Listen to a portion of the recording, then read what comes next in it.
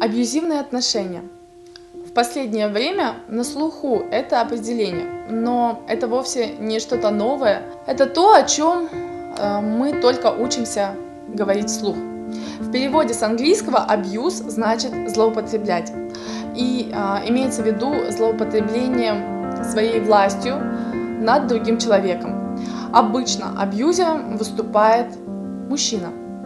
Я скажу о поведении обычного абьюзера, который не страдает каким-либо психическим расстройством, он не сошел с ума, он просто считает себя высшим существом по сравнению с женщиной. Он ведет себя нормально в обществе, у него обычно безупречная репутация, но в семье все неплохо до определенного момента, пока не возникает напряжение или конфликт, а в совместной жизни неизбежно возникают разногласия и ситуации, в которых необходимо приходить к соглашению.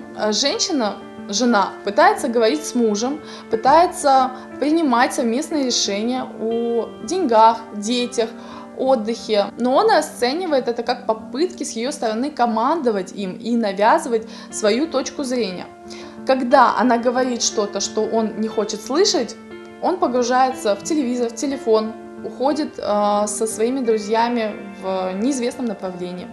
Это в начале. Таким образом, на начальном этапе отношений абьюзеры стараются не высказывать свои мысли и не показывать чувства, когда женщина их об этом просит. Обычно следующим этапом выходит то, что он примется указывать на ее ошибки, промахи. Это так называемый вербальный абьюз. Женщина должна чувствовать себя очень виноватой.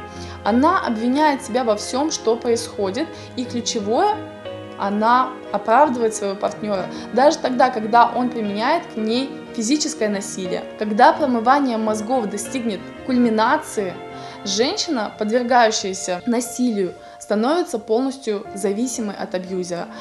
Любовь как зависимость, в которой она находится по отношению к нему, заставляет ее просто лезть из кожи вон, чтобы не допустить его ухода, реального или воображаемого.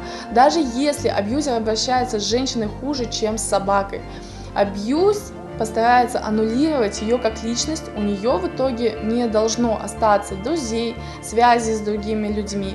Ее единственным контактом с внешним миром должен быть он. К чему приводят подобные отношения? К депрессии, к суицидальным мыслям, попыткам, посттравматическому стрессовому расстройству, особенно когда проявляется насилие. И самое сложное – это стокгольмский синдром, когда абьюзер и жертва уже настолько единое целое, и, скажем так, спасти жертву уже действительно задача не из легких. Так как не все решатся на семейную психотерапию, имеет смысл договориться с партнером о периодических встречах для того, чтобы вести диалоги с позиции взаимного уважения.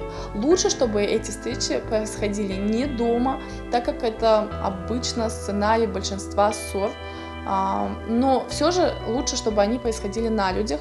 Можно посоветовать следующие темы для обсуждения.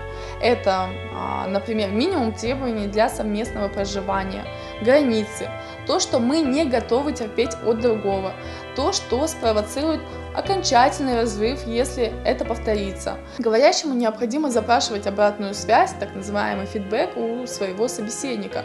Что ты думаешь о том, что я тебе сказала, как ты думаешь поступить? Если, несмотря на все усилия женщины по ведению диалога и установлению границ, продолжаются обвинения, дискредитация, высмеивание, презрение, оценочные суждения, критика, обесценивание, ей необходимо назначить максимальный срок, в течение которого она согласна терпеть подобную ситуацию. Если он действительно настроен что-то менять, 1 месяца более чем достаточно для того, чтобы он мог проявить добрую волю, уважение и адаптированность. Если в течение месяца никаких изменений не произошло и их не будет в дальнейшем, не стоит ждать. Ситуация легче, когда кто-то оказывает поддержку извне и жертва финансово независима. Но даже при этом жертва в этих отношениях, по мнению общества, может вести себя крайне нелогично и продолжать жить с агрессором. Даже если это напрямую угрожает ее жизни. В таком случае заранее обдумайте и проверьте, кому из соседей вы можете рассказать о ситуации насилия и попросить их позвонить в полицию, если они услышат крики из вашей квартиры. Заранее придумайте контрольное слово и научите ему своих детей. Скажите о нем своим родственникам и друзьям. Они должны знать, что если вы произносите его, это значит, что необходимо срочно вызвать полицию или прийти на помощь. Заранее подумайте и спланируйте, куда можете пойти, где остановиться в случае вынужденного побега из дома.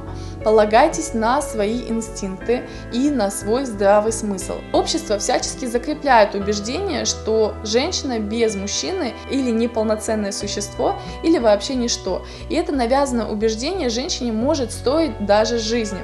К огромному сожалению, в этом вопросе мы на уровне примитивного Homo sapiens, в котором слишком много от Homo и очень мало от Sapiens.